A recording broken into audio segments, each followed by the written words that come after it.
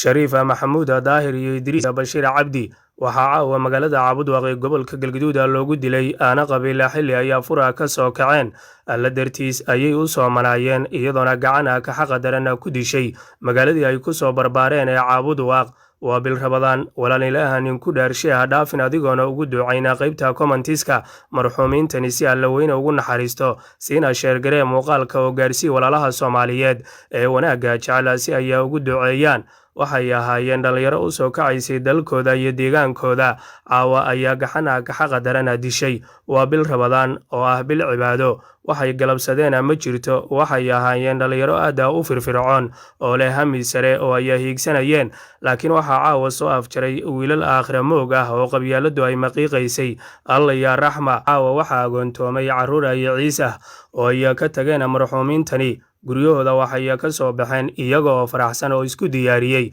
inay aadaan masjidka si salaada taraawiixda ah ay ugu ogaan masjidka alle laakiin sida ay rabeen ama dhicin oo iyaga oo ku fiidsanaya maqaahisha iyo cabitaanka lagu cabo oo ku taala Caabudwaaq ayaa dablay hubaysan rasaasa ooda kaga qaadeen iyagoona ugu dambeyn halkaasi ka fakaday dablaydii wiilashuna ay ku geeriyoodeen goobta rasaasta ay huuyeen dablaydaasi hubaysan geerida wiilashan dhalinyarada ah ayaa waxay walwal iyo baqdina ku reebtay shacabka ku nool gudaha degmada Caabudwaaq kuwaas oo ka tiraanyooday dilalka gaadmada ku salaysan ee lagu leynayo dadka haldoorka u ah bulshada ku sugan degmada Caabudwaaq waa bil Ramadaan waa bil cibaado iyo alla ka cabsi badan samir iyo iimaan kaamil ah Allah ka siiyo eelada asxaabta iyo caruurtii ay ka baxeen wiilashana lagu dilay bartamaha Caabudwaaq qaybta commentiska ugu ducee muuqaalka bilow ilaa dhamaad haddii aad ila socotay daawade sina sheer garee oo la wadaag saaxiibadaada si ducada ay ugu kabaan maadaama bil Ramadaan lagu guda jiro